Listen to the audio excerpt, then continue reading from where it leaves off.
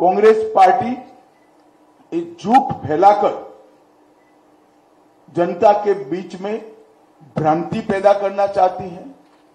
मैं ये बात स्पष्ट कर देना चाहता हूं कि Bharatiya Janata party ST, SC, OBC के आरक्षण की समर्थक है और हमेशा इसके संरक्षक के रूप में अपनी भूमिका निभाएगी। ये बात नरेंद्र मोदी जी ने भी कई बार सार्वजनिक भाषणों में स्पष्ट की।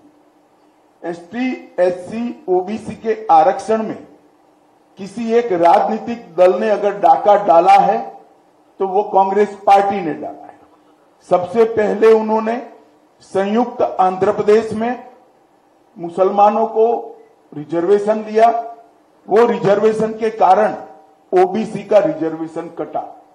उसके बाद में कर्नाटक में रातों रात कोई सर्वे के करे बगैर, पिछड़ापन तय करे बगैर सारे मुसलमानों को ओबीसी कैटेगरी में डालकर उनके लिए 4% का कोटा रिजर्व कर दिया।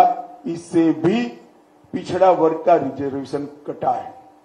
भारतीय जनता पार्टी स्पष्ट रूप से मानती है कि धर्म के आधार पर आरक्षण संविधान सम्मत नहीं है, गैर संवैधानिक है और जब भी इन राज्यों में हमारे पास अधिकार आएगा हम ये धर्म के आधार पर लादे गए आरक्षण को समाप्त कर कर एसटी, एससी और ओबीसी को हम न्याय दिलाने का काम करेंगे। मित्रों, उनकी हताशा, निराशा इस स्तर पर पहुंच गई है कि उन्होंने मेरा और कुछ भाजपा नेताओं का फेक वीडियो बनाकर सबके बीच में सार्वजनिक किया। मुख्यमंत्री, प्रदेश अध्यक्ष, इस कक्षा के व्यक्तियों ने भी इस फेक वीडियो को फॉरवर्ड करने का काम किया। अब स्पष्ट हो चुका है। सौभाग्य से मैं जो बोला था उसका भी रिकॉर्डिंग हुआ था, तो वो रिकॉर्ड हमने सबके सामने रखा। दूध का दूध, पानी का पानी हो गया और आज कांग्रेस पार्टी के प्रमुख नेता क्रिमिनल ऑफेंस को फेस कर रहे हैं। ये जो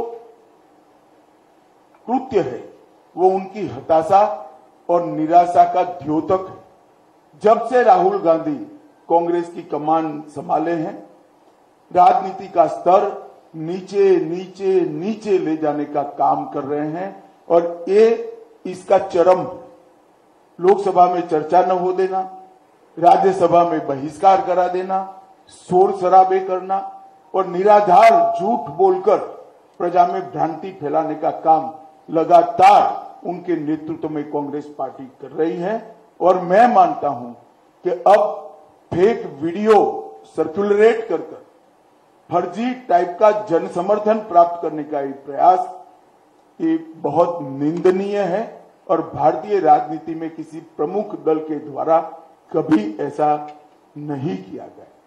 भाई और बहनों, मेरी आप सबसे करबद्ध निवेदन है, सत्य को जनता तक पहुंचाइए। जनता को गुमराह जो करना चाहते हैं उनको अपने सिद्धांतों के आधार पर, अपने कार्यक्रमों के आधार पर और अपने घोषणा पत्र के आधार पर चुनाव लड़ना चाहिए। फेक वीडियो सर्कुलेट कर नहीं, भारतीय जनता पार्टी के घोषणा पत्र को तोड़ मरोड़ कर जनता के बीच में झूठे तरीके से रखकर चुनाव नहीं लड़ना चाहिए। अब शायद वीडियो ठीक से प्ले हो पाए। मैं यहाँ कहकर जाता हूँ, भारतीय जनता पार्टी की सरकार बनेगी तो एक गैर संवैधानिक मुस्लिम रिजर्वेशन को हम समाप्त कर देंगे। ये अधिकार तेलंगाना के एससी, एसटी और ओबीसी का है, वो अधिकार उनको मिलेगा और मुस्लिम रिजर्वेशन को हम समाप्त कर देंगे। भारतीय जनता पार्टी की सरकार बनेगी तो एक गैर संवैधानिक एससी, एसटी और ओबीसी का है, वो रिजर्वेशन को हम समाप्त कर देंगे। रिजर्वेशन को हम समाप्त कर देंगे। तो दोनों वीडियो आपके सामने है।